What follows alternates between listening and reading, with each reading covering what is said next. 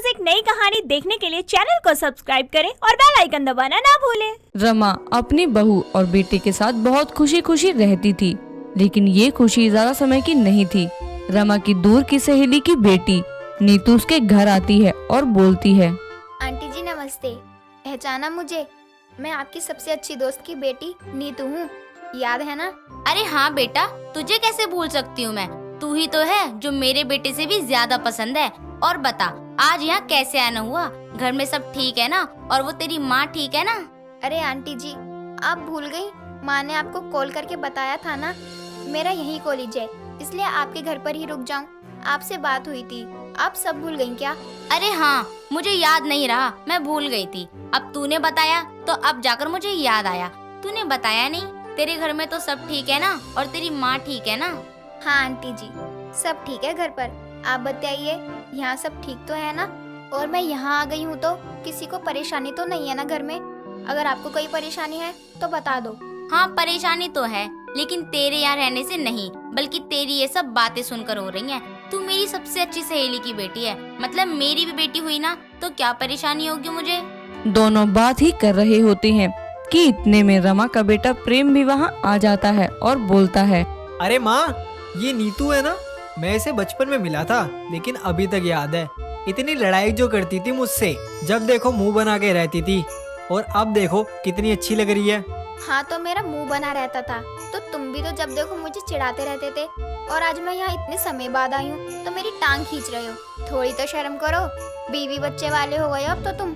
अरे नहीं नीतू बेटा, ये बस बीवी वाला ही हुआ है, अभी बच्चे कहाँ हुए। मेरे तो नसीब में ही नहीं है पोते की खुशी। बेटे ने शादी भी अपनी मर्जी से की और अब एक पोता ही मांग रही हूँ, वो भी नहीं दे सकते। आंटी जी, आप परेशान क्यों हो रही हो? मैं आ गई हूँ ना, सब ठीक हो जाएगा, आप बस देखती रहना। हाँ बेटा, उम्मीद तो यही है कि तू आई है तो सब ठीक हो। अब भी वही छोटी छोटी बातों पर रो जाती हो, या अब कुछ जाकर बड़ी हुई हो? हो यार, अब चुप हो जाओ। अब क्या ऐसे ही मेरी बेइज्जती करते रहोगे? मुझे तुमसे बात ही नहीं करनी। मैं जो इतने समय से चाहती थी कि मेरी पसंद की बहू आए, वो तो हुआ नहीं, लेकिन नीतू को देखकर ऐसा लग रहा है मुझे नीतू जैसी ही बहू चाहिए थी। काश जो अब तक नहीं हुआ वो अब हो जाए। मेरे लिए तो इससे ज्यादा खुशी की बात और कोई हो ही नहीं सकती। रमा नीतू को देखकर बहुत खुश हो जाती है और मन ही मन नीतू और प्रेम की शादी करने की बात सोचने लगती है। और इसी तरह कुछ दिनों बाद जब नीतू, प्रेम और उसकी बहू मीरा सब एक साथ खाना खा रहे होते हैं तो रमा सबसे बोलती है, आज तक मेरी किसी ने एक बात नहीं मानी, लेकिन मेरी कसम है तुम सबको, जो अब मैं बोलूंगी वो सब मानना पड़ेगा, वरना मैं यहाँ नहीं रहूंगी, चली जाऊंगी वृद्धाश्रम। अरे माँ जी, अचानक से क्या हो गया? बताओ, आपकी क्या बात नहीं मानी और क्या बात माननी है? हाँ माँ बताओ, आप जो बोलोगी वही करेंगे हम। अब तो ठीक है ना? अब आप बोलो क्या करना है। मैं चाहती हूँ कि प्रेम और नीतू एक दूसरे से शादी कर ले। बहू वैसे भी तेरी शादी को इतना समय हो गया है, बच्चा तो हो नहीं रहा है। तेरी सौतन आएगी, कम से कम इस घर में रौनक तो लाएगी। मैं यही तो चाहती थी, लेकिन मुझे ये नहीं पता था ये इतनी जल्दी हो जाएगा। चलो अच्छा है मेरे लिए ही, वरना माँ ने मुझे भी बताया था कि हमारा काम तो ठप हो गया है। मेरी प्रेम से शादी हो जाएगी तो मेरे लिए ही अच्छा होगा ना, और मैं माँ की भी मदद कर सकती हूँ अब तो। माँ ये क्या बोल रही हो? ऐसा थोड़ी होता है। आप तो अपनी कसम देकर हमसे कुछ भी करवा लोगी। ऐसे तो फिर ये गलत बात है। मैं मीरा से बहुत प्यार करता हूँ, मैं ऐसा नहीं कर सकता, ये नहीं हो सकता। ठीक है मत करो, लेकिन मेरी बात नहीं मान रहे तो मेरा भी यहाँ रहने का कोई फायदा नहीं है। नहीं माँ जी, आप कहीं नहीं जाओगी। और प्रेम, आप मान लो माँ जी की बात। भले ही हमें अभी माँ जी गलत लग रही हो, लेकिन क्या पता माँ जी की बात सही निकल जाए। नीतू बेटा, तुझे तो कोई परेशानी नहीं है ना? इस शादी में तेरी भी मर्जी होनी चाहिए। माँ जी, अब आपने मुझे अपनी बेटी मानकर कोई फैसला ही ले लिया है, तो मुझे क्या परेशानी होगी? रमा आखिरकार सबसे अपनी बात मनवा ही लेती है और उन दोनों की शादी भी करवा देती है। शादी के बाद पहली रसोई में नीतू सबके लिए चिकन बनाती है और जब सब खाना खाने जाते हैं तो चिकन देखकर रमा बोलती है, बहू ये क्या है? तुझे पता है ना हमारे घर में सब शाकाहारी हैं। तूने चिकन क्या सोचकर बना दिया? और पहली रसोई में सब मीठा बनाते हैं, तो तूने चिकन बनाया? देखिए माँ जी, अब मेरी शादी हो चुकी है आपके लड़के से, तो ये रसोई मेरी भी है। मैं चाहे चिकन बनाऊं या गुलाब जामुन बनाऊं, मेरी मर्जी। आपको खाना है तो खाओ, नहीं खाना तो मत खाओ। ये देखो, शादी क्या हुई, तेरे तो तेवर ही बदल गए। रुक, तुझे तो मैं भी सीधा करती हूँ। ऐसा कुछ सोचना भी मत। आपने खुद अपने लोगों की रजामंदी से मेरी शादी करवाई थी, तो अब मेरी मर्जी ही चलेगी। आप सबको मेरी सुननी ही पड़ेगी। माँ जी, देख लिया आपने, आपकी ही जिद का नतीजा है ये, भुगतिए अब। नीतू की ऐसी हरकत देखकर सबके मुंह खुले रह जाते हैं, लेकिन कोई कुछ नहीं कर सकता था, इसलिए सबको नीतू की बात चुपचाप माननी ही पड़ती है। कुछ दिनों बाद नीतू मछली लाती है और रसोई में जाकर बनाने लगती है। मछली की बदबू से रमा और मीरा रसोई में जाती हैं और मीरा बोलती है, ये क्या है? मैंने तुम्हें मना किया था ना, लेकिन तुम्हें समझ नहीं आई हमारी बात। तुम्हें यही सब खाना है तो बाहर से मंगवा कर खा लिया करो। क्यों मेरी सौतन मेरी रसोई खराब कर रही है? आपको भी तो समझाया था, आपको मेरी बात समझ नहीं आई। मैं सौतन हूँ आपकी, तो अब इस रसोई में मेरा पूरा हक है, इसलिए ये ज्ञान मुझे मत दो। लेकिन हम तुझे मना थोड़ी कर रहे हैं ये सब खाने से, तू बाहर से मंगवा कर भी तो खा सकती है ना। ये मेरी रसोई है, तो अब मैं यहीं बनाऊंगी और यहीं खाऊंगी भी। शादी के बाद नीतू ने हद ही कर दी। मीरा के मना करने के बाद भी कुछ न कुछ बनाई ही जाती थी रसोई में, जिसे बाकी घर वालों को परेशानी होती थी। ऐसे कई दिनों तक चलता रहता है।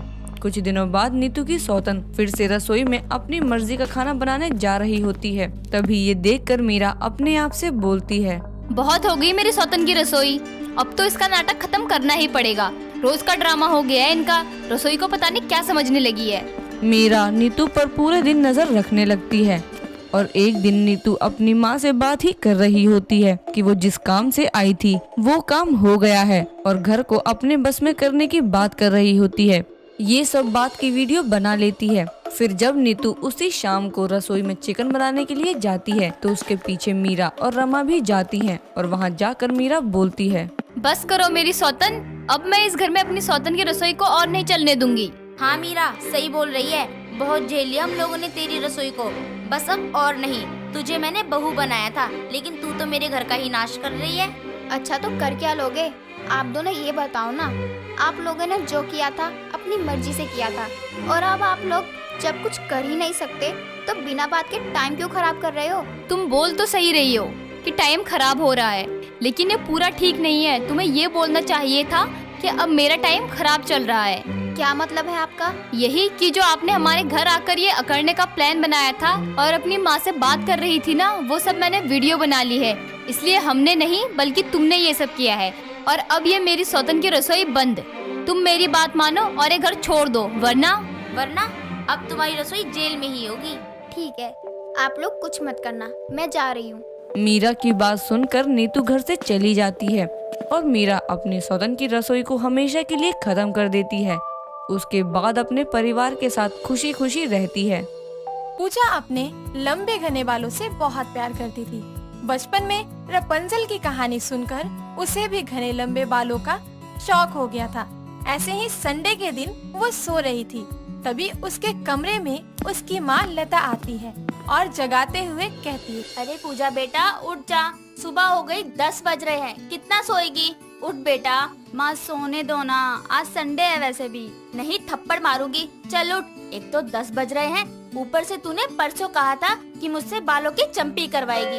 तूने इतनी जिद करी और अब करवा क्यों नहीं रही? हाँ बाबा, करवा रही हूँ। पूजा इतना सुनकर उठकर बैठ जाती है। कुछ देर बाद लता अपनी बेटी के बालों में तेल डालकर चंपी कर रही थी। तभी लता जोर जोर से चंपी करती है, जिससे पूजा के बाल खींचते हैं और वो कहती है, माँ बहुत दर्द हो रहा है, थोड़ा आराम से करो ना, टूट गए तो मेरे बाल, घने हैं, लंबे हैं, ज्यादा बन मत, बड़ा आई ड्रामा करने, चुपचाप बैठ और चंपी करवा, ज्यादा आऊ की तो बता दूंगी। लता ये कहकर प्यार से नहीं बल्कि और अच्छे तेज से उसकी चंपी करती है, जिससे पूजा चिल्लाते हुए कहती है, माँ बहुत दुखता है, आप आराम से कर लो ना, शांति से बैठ जा, घोड़ी कहीं की।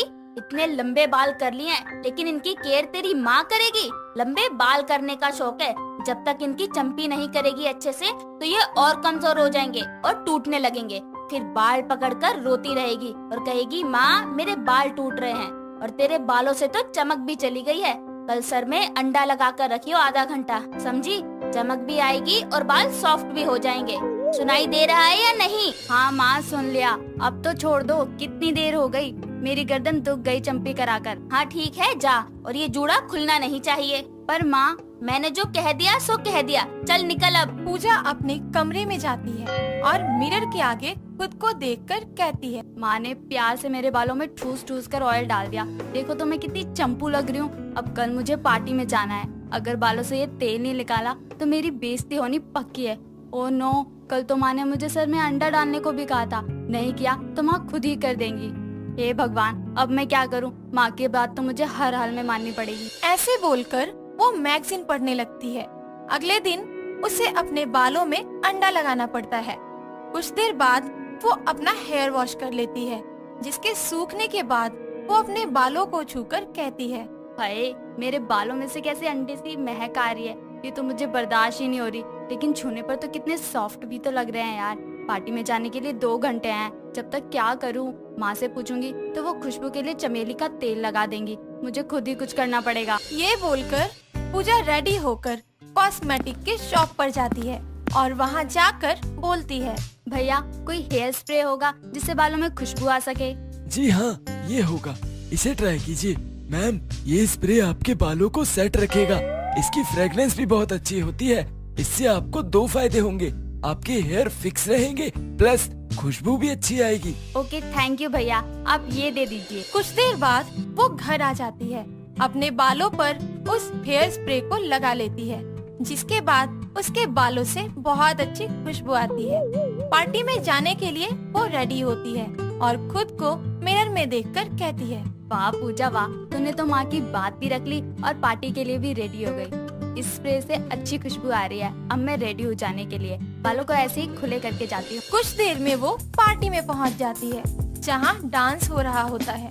तभी पास खड़ी लड़की उसे अचानक से धक्का देकर कहती है, अरे पागल हो क्या? छी, क्या गोबर सा लगा कर आई हो अपने सर में? इतनी गंदी सी महक आ रही है, दूर हटो। ये क्या बदतमीजी है? ऐसे कोई धक्का देता है क्या किसी को? तुम्हें अकल है या नहीं? अपने मुँह से बोल भी तो सकती थी। बोलती तो तब जब मुझसे बर्दाश्त होता। तुम्हारे इतने लंबे घने बाल है, केयर नहीं कर सकती इनकी? गटर जैसी बदबू आ रही है। सच में बालों से बहुत स्मेल आ रही है। अंडे की बदबू तो स्प्रे की खुशबू को खा ही गई, या फिर दोनों की खुशबू मिक्स होकर और बदबू कर दी मेरे सर में। मुझे भी नहीं अच्छी लग रही अपने बालों की ये स्मेल। पूजा उस लड़की को चिढ़ाकर चली जाती है और एक कॉरिडोर में खड़े होकर अपने आप से बातें करने लगती है। तभी उसके ऊपर का झूमर हिल रहा होता है। ऋषि नाम का लड़का उसे बहुत आवाज देता है ताकि वो हट जाए, लेकिन पूजा अपनी धुन में होती है। कुछ सुनते ही नहीं झूमर गिरता है कि ऋषि अपनी ओर पूजा को खींचकर बचा लेता है, जिसके बाद पूजा ऋषि के गले लगी होती है। वो जैसे ही उससे दूर होती है तो उसके लंबे घने बाल ऋषि के शर्ट की बटन में अटक जाते हैं, जिससे उसे दर्द होता है और वो बोलती है, मेरे बाल, ये कौन सा तरीका हुआ फ्लर्ट करने का भला? ओ मैडम, ये बातें बाद में करना, पहले अपने बाल हटाओ। मेरे शर्ट के बटन टूट गए ना, तो देखना। तुम्हें अपने बटन की पड़ी है या मेरे बालों में दर्द हो रहा है? हाँ तो निकलो, मुझसे बातें क्या कर रही हो? नहीं हो रहा तो तोड़ लो अपने बालों को, बट मुझे फ्री करो। मेरा दिमाग खराब है क्या, जो तुम्हारे सड़े से बटन के लिए मैं अपने कीमती बालों को तोड़ दूं? अब बातें करना बंद करोगी? निकालो जल्दी से। कर तो रही हूँ। 5 मिनट कोशिश करने के बाद ऋषि के बटन से उसके बाल निकल ही जाते हैं। तब ऋषि कहता है, थैंक गॉड तुम्हारे बाल निकल गए मेरी शर्ट से। ओह, किसी खाई से बाहर नहीं आए हो जो थैंक गॉड कह रहे हो। मेरे बाल ही तो थे। एंड बाय द वे, तुमने मुझे ऐसे खींचा क्यों? आसपास कोई और लड़की नहीं मिली तुम्हें चिपकने के लिए? मुझे ना ऐसे चिपकने का और ना ऐसे फ्लर्ट करने का शौक है। अगर करना ही होता तो बाहर करूँगा, तुमसे क्यों करूँ? और हाँ, मैं तुम्हें ही बचा रहा था, वरना अभी झूमर के नीचे दबी होती तुम। कहाँ गिरा, जरा बताना। अपने पीछे देखो। ओह, सच में गिरा है? तो तुम कह नहीं सकते थे, मैं हट जाती ना। मैंने तुम्हें बहुत चिल्ला चिल्ला कर बोला, पर तुमने सुना ही नहीं। बाद में मुझे ही हटाना पड़ा, इसमें मेरी क्या गलती? बताओ अब। ओह सो सॉरी, मेरा थोड़ा मूड खराब था ना, इसलिए सुन नहीं पाई। It's okay. ये बोलकर ऋषि चाहता है कि उसकी वॉच में पूजा के लंबे बाल अटक जाते हैं। तभी फिर से वो बोलती है, आउच, लगता है मेरे बाल आपके पास ही रहेंगे या आपको जाने नहीं देंगे। तुम्हारे बाल आज मुझे अकेला नहीं छोड़ेंगे। ऐसा करते हैं, साइड में कैफे है, वहाँ जाकर बैठते हैं। वहाँ तुम अच्छे से अपने बाल निकाल लेना। नहीं निकले तो फिर काट देना। नो वे, मैं अपने बाल कभी नहीं कटवाती। मैं निकालने की कोशिश कर रही हूँ ना। Okay okay. वहीं से दोनों पास पास होकर चलते हैं और कैफे में बैठकर पूजा अपने बाल उसकी वॉच से निकाल ही लेती है। वहाँ दोनों बातें करने लगते हैं। दोनों काफी मजाक करते हैं। देखते ही देखते दोनों अच्छे दोस्त की तरह मिलना जुलना शुरू कर देते हैं। दोनों को एक दूसरे से प्यार हो जाता है और अपने परिवार वालों की सहमति से शादी कर लेते हैं। शादी की रात दोनों कमरे में होते हैं। ऋषि प्यार से उसका घूंघट हटाने के बाद एक एक करके उसकी ज्वेलरी भी उतार देता है। उसी के साथ वो उसके जूड़ा पिन भी निकाल देता है, जिसके बाद उसके सारे बाल खुल जाते हैं। अपने बालों को खुला देखकर वो ऋषि के पेट में एक गोनी मारती है और कहती है, हे भगवान, ऋषि ये तुमने क्या किया? मैंने तुमसे कहा था कि मेरा जुड़ा पेन निकालो, क्यों निकाले तुमने? तो क्या हो गया? तुमने घूंघट और ज्वेलरी के लिए बोला नहीं ना, इसलिए मैंने ये भी निकाल दिया। अब मेरे बाल कैसे बनेंगे? तुम्हें पता है ना कितनी मुश्किल से बंधे थे ये। तो क्या हो गया, मैं बांध देता हूँ। मुझसे तो संभलते नहीं, तुम कैसे करोगे? कर दूंगा, बस तुम देखती जाओ। ऋषि उसका जूड़ा बांधने की कोशिश करता है, लेकिन उसके लंबे बालों को वो और उलझा देता है। जिसके बाद पूजा अपने बालों की ऐसी हालत देखकर कहती है, ऋषि ये तुमने क्या किया? तुमने मेरे सारे बाल उलझा दिए। हाय। जान, पूजा बेबी, मैंने ना ये जानबूझकर नहीं किया, प्लीज माफ कर दो। तुम्हें माफ करूं? ऐसे कैसे? ये बोलकर पूजा ऋषि को जोर से पिलो उठाकर मारती है, जिससे ऋषि बेड पर गिर जाता है और अपना रुद्र रूप दिखाकर पूरी रात पूजा उससे अपने बाल सुलझवाती है। अगली सुबह तक ऋषि यही करता है। बेचारे की आंखों के नीचे डार्क सर्कल्स आ जाते हैं और रोते हुए वो कहता है, कभी किसी मोटे लंबे घने बालों वाली लड़की से शादी मत करना, वरना आपके साथ भी वही होगा जो मेरे साथ हुआ है। दोस्तों, अगर आपको ये कहानी पसंद आई तो इसे लाइक करें, शेयर करें और कमेंट करके बताएं कि कहानी में आपको सबसे अच्छा क्या लगा।